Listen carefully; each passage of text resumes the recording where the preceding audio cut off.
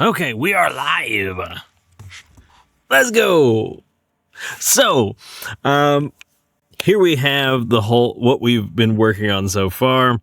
I have some inking that I have done, but I did it off stream just because I'm a little bit behind on the project. I want to start getting things moved through because I'm working on these Daggerheart adversary cards for homebrew adversaries, things that I've made, and I want to make cards for using some older illustrations and older monster designs for some other things I've made. So this is about as far as we've gotten, and I started messing around with the layout in an Affinity Publisher, and I realized a standard card size, which is this, is a little too small. The print size would be here. I'll jump over to this so you can kind of see. So this is the print size for a card. Magic text tends to be 8 to 7.5, and that's just to make things readable. I was doing things at 4 point, so to make everything fit, and that just would not have been good for anybody. So I decided to jump up to tarot size. So you can see here the difference in the ratio.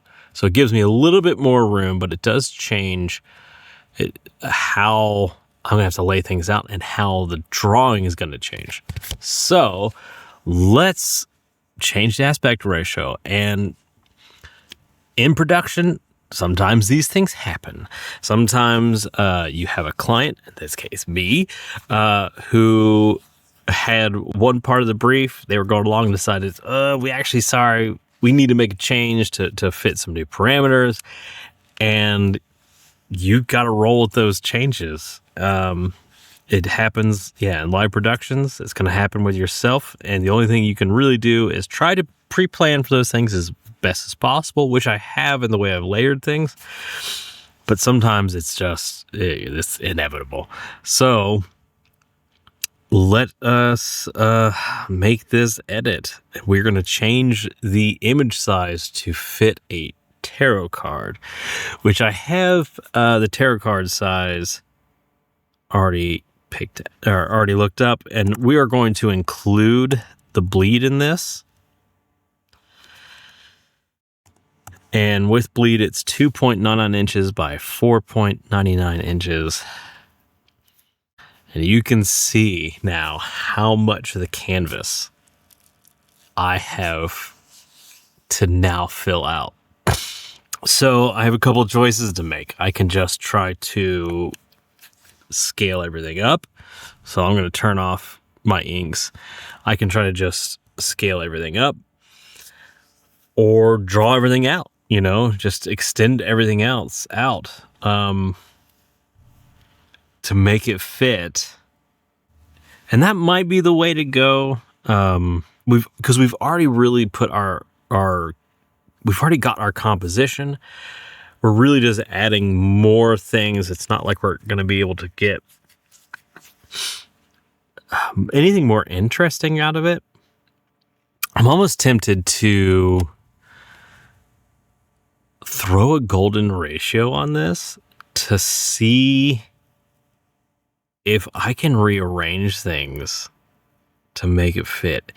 If you're not familiar with the golden ratio is this, or the golden spiral, is a thing in illustration that a lot of people started noticing about really famous things, and also in nature, that it follows this particular ratio. I don't remember the actual ratio of how big to small it gets, because basically it's you'll have a large box and then a smaller box, and they each go down by a mathematical step, and they spiral down to a central point. And you can typically toss this golden spiral, this golden ratio, on very famous paintings, and you'll see it line up. So let's do that. Let's grab the golden ratio. I'm gonna go find So I'm gonna go find that, and let's see if we can't golden spiral. If this thing would type. The golden spiral is a logarithmic spiral that grows by a factor of the golden ratio. There we go, approximately 1.618 for every quarter turn. It is often approximated by drawing quarter circle arcs connecting squares arranged in the Fibonacci tiling, creating the visual harmonious Fibonacci spiral. The golden spiral, here we go. So now that I have that, what I'm gonna do, so one of the things like you could try to do is get these things to match up. So almost like where you would end up wanting the eye of this thing to land here and the rest of the objects to land somewhere in along that line. Can I massage things now that we have a bit more room, that we're now working in this tarot card size? Like, do I do it this way? I may have already kind of gotten there on accident. So let's look at that. Let's whoops. I don't know. There we go. So we may be able to shift things around a bit. So this is my pencils. So because I've put everything on so many different layers, and I've used those maskings and all that stuff we did earlier. So when the client comes and says, hey, I need, hey, I need some changes. Hey, can you make those changes for me? We really need this now to be a tarot card size, not a standard card size after all. Okay, cool. That's fine. I'm just going to come in here, especially now that I haven't put too much work into everything yet. So see, I can come here. Just got a shipping notification. So if we come here with this, but I was kind of hoping to get this guy. Whoop. I was kind of hoping to move, keep him there. But then it's like, what do you put in this box? There's got to be something in this lower corner. Thank you very much. We're trying to get some stuff done here. It is a snake. It is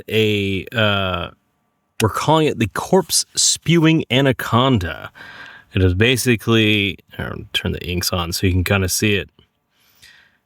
It's a giant snake that spits up corpses if you hit it too awesome, if you hit it too hard with too much damage, it'll spew up corpses. But we changed the aspect ratio of the image to fit with some other stuff, and now I'm having to make some really hard decisions. I didn't even. So I can turn that. See? Haha, that's why masks are awesome. Yeah, we're making it like a card. So it's going to be tarot card size. So look, it'll be about this size. So on the front or, back, whatever, however you want to think about it, the illustration will be on this side. And then all the monster stats will be on this side. So this is for Daggerheart. So the GM will be able to say, yeah, for Daggerheart. By Critical Role. So the GM will be able to hold up and is like, hey, this is what you're fighting. But they'll be able to see all the stats on the back. So maybe they'll even be able to set it up on their GM screen so everybody can look at it and they can still see the stats. They can kind of put it up there. But yeah, I gotta rethink some of what I was doing. So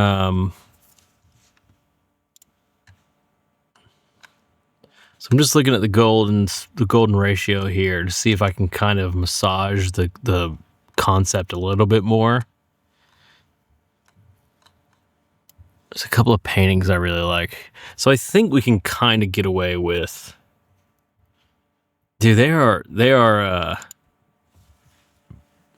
a lot of fun to draw, but at the same time I'm like slightly creeping myself out of the as I'm drawing it. I'm like, ooh. But what I can do, because I was kind of afraid that I was losing the snake. So I think that's going to help my composition, actually. If I can get, actually, because you almost want to move him down in here. And then I can move him there-ish. I don't know. Yeah. If you want to get some like inspiration for monster designs, you should check out Tomahawk Angel. He makes some insanely good monsters. Ooh, Tomahawk Angel. Let's go check it out. Are these things I can show on stream? Oh, it's manga.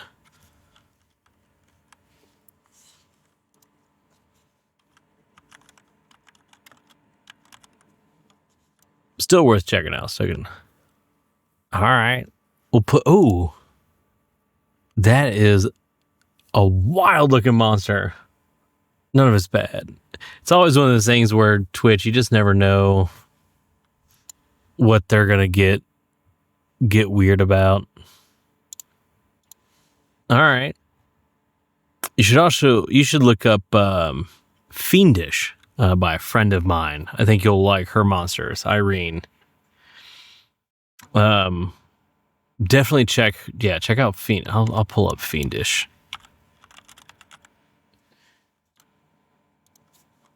Oh, is her comic like? Yeah, you just type in Fiendish, and her comic pops up. Cool. Here, I'll show this. So this is my friend Irene's comic Fiendish, and oh my gosh. So volume 3 has already raised 70K. Was on Kickstarter. Trying to see, do we have any? Yeah, look at this. Yeah. Check that out. Oh, yeah. Irene is incredible. The range of style. Like, this is just for this comic, but she used to work on Gwenpool, do a bit of Marvel stuff. Cannot shout out her enough. Look at the detail in that over the city shot. Its stuff is so good. I'm trying to see some more of the monster. Yeah, there's like a lot of Cthulhian kind of body horror stuff. Yeah, it's good. So definitely, if you get a chance, holy crap. Again, I was not, exactly. Hold on. I'm really bad at, properly transitioning so that people on the stream here. There we go. Now I'm actually showing Fiendish to other people. What was the shot I was trying to show earlier? Yeah, this shot here is really good. But yeah, if you want to check out some really great stuff. No, go away. I don't want to buy viewers.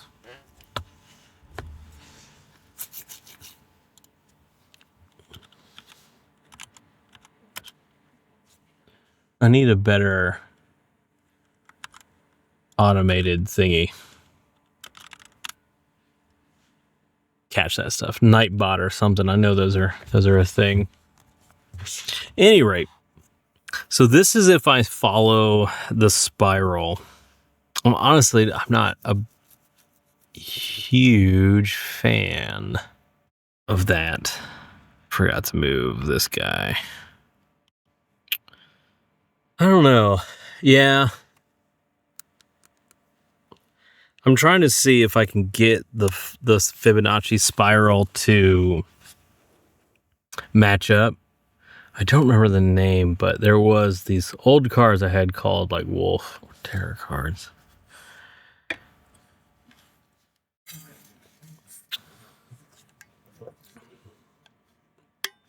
Because I feel like I'd prefer my mid-ground character to be here. So if we did that, so yeah, it's this. I think I don't remember, but they had really good monster designs. I'll have to look those up too, because I think there's something to it. The Fibonacci spiral, right? Like, let's pull him up a little bit. But I think what needs to happen then, I don't want to, here, that's what I meant. Sorry. We got to move the mask a little bit just so I can see what's going on. But it does a snake have different chances to spit out different skeletons? Like, what if it has a 1 in 5 chance to shoot out a low lich, or a 1 in 10 to spit out a skeleton general or assassin skeleton, or based on damage, the higher the damage or lower its health it spits out? That could potentially be. So that would depend on the system. I'm not sure if Daggerheart really lends itself that way, because it tries to keep the statistic of like the thing that it's spitting out has to be considered in the snake itself, its stats, right? So you could say, probably what you could say is you could have different tiers, right, of the anaconda. So the idea is this would be a solo encounter. It's a solo encounter because it can summon minions to help it fight, and these creatures would have minion stats. So easy to get rid of, but it may only do, one every so often. But if you hit it and do enough damage to equal its, I think it's major tier worth of damage, then it would spit up 2. If you did severe, it would spit up 3 as a reaction to being hit. And then at higher tiers, because there's only 4 tiers in the monster groups, so like a tier 4 anaconda could spit up, like you're saying, like, oh no, it's now doing like Death Knights.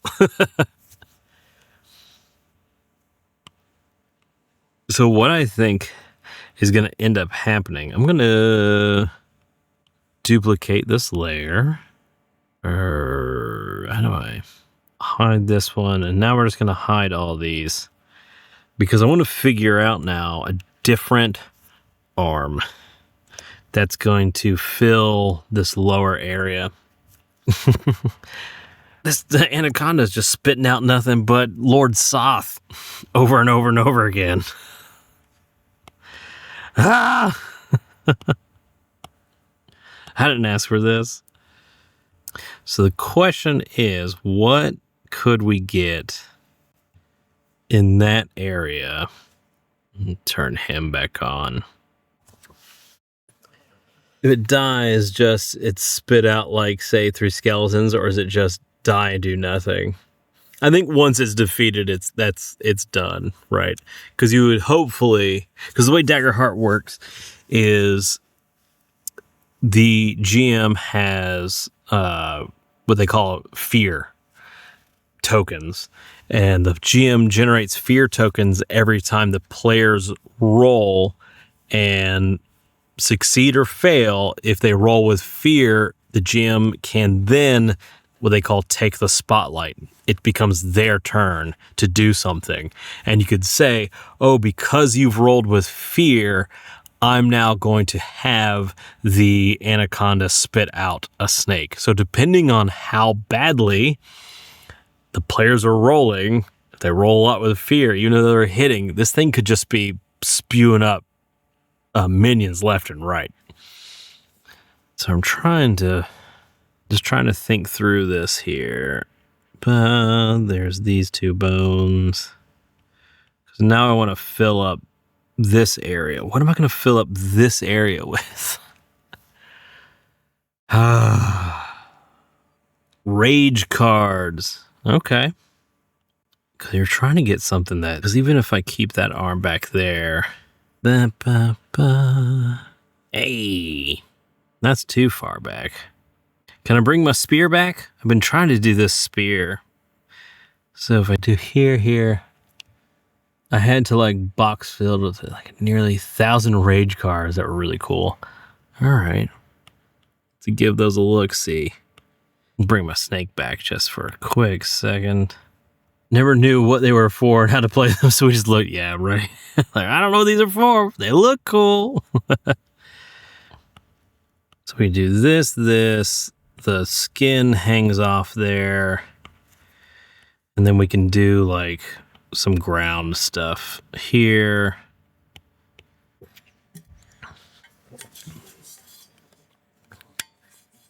But I'm trying to decide if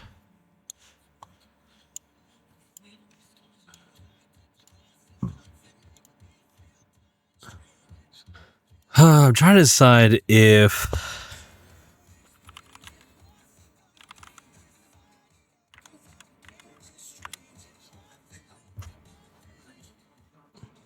it's definitely good music to draw to.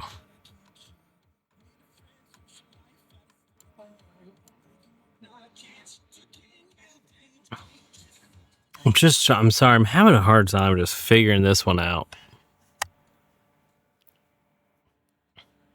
All right, I'm going to get wild here. We're going to get wild. You ready? I need to push this thing a bit more. I think this was an interesting little drawing. Let me keep you around. All right, we're going to get... I need to... So, Jack Davis, I've talked about a lot, is my inspiration. And I feel like I owe it to Jack Davis to do a little bit more with this and to push this a lot. Now, my concept is that it goes around in graveyards and actually consumes zombies and skeletons in graveyards and stuff like that. So they are writhing and alive inside of the snake. And so it kind of breaks down. So maybe, it could be like maybe druids or other nature people cultivate this snake specifically to eat the undead as kind of a garbage disposal. No, I don't think it's magical. I think it's a natural creature that is being used.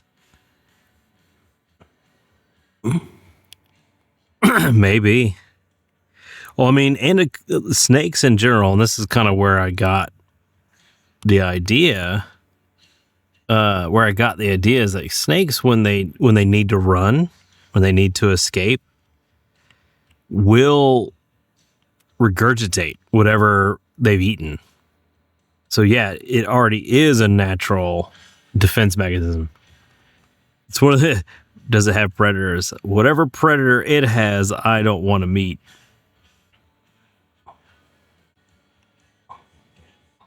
And then this arm can come up here. Ah. Okay, cool. Tarrasque. Oh, kind of like how the Trask evolved to have spikes. Like, why do you need spikes? It needs spikes to defend itself from all those adventurers that try to kill it all the time.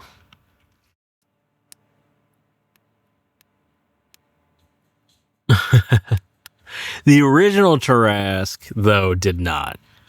Original illustration for the Trask did not. Yeah, calamites.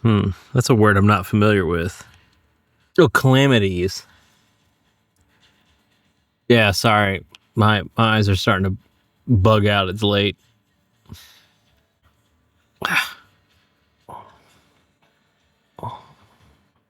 Yeah, I mean, same. I mean,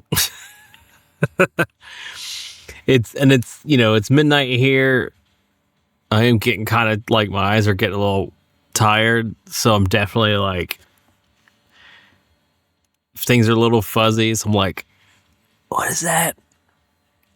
And the text is small on the screen because I've got a big 4K monitor here, so it's all right. So this is what I'm thinking: is we switch this up. Rah. It has its own adversaries. Yeah, that's good. In fact, if you go to a website called freshcutgrass.app,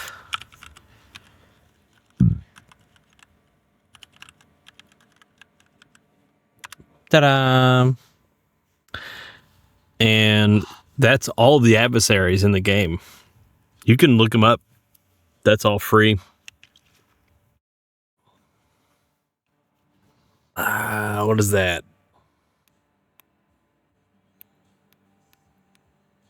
It has trolls? Oh. I have not been able to run it enough to know all of the bits and pieces. Man, really, I'm trying to push myself a lot more here than I normally do. Man, I'm gonna definitely have to get some. I feel like I'm gonna have to get some reference for this one because I feel like my. Where are you? Where are you, Sneck? So if my ground plane is something like this, I'm trying to just think about Overlord. No, I have not. That's that. I haven't watched too much anime, to be honest. The last big thing I watched was My Hero Academia. And then even then I fell out of watching that for a long time. I'm definitely just playing some searching lines at this point. I'll check that out for certain. It happens. All right, I'm gonna have to play with this some more. I don't know what. It's like there's something here. You can feel it. Where are you? But I don't know what it is yet. I'm gonna find it, but it's gonna take me a while. More time than I have for tonight. So I think I'm gonna call that for now. Boring Guy, thank you so much for hanging out. And I hope you seems like you've enjoyed the music and just chilling and chatting about all the cool stuff. Again, hey, thanks for the follow. It means a lot. I tend to normally stream in the mornings, Eastern time. So if it's typically I'm like between 9 to noon, Monday, Wednesday, Friday, if I can, Tuesdays, Thursdays, all that kind of stuff throughout the week. But then I try to do a night stream here and there when I can. So just keep, now that you followed, you should know when we'll be there. And also, I'm on YouTube and Twitch. Dead Hand Illustrations. So if you've got those as well, you can give us a follow there and you'll see all this content popped up there. And I got a bunch of other stuff. All right. I will chat with you later. Have a good one. Take it easy.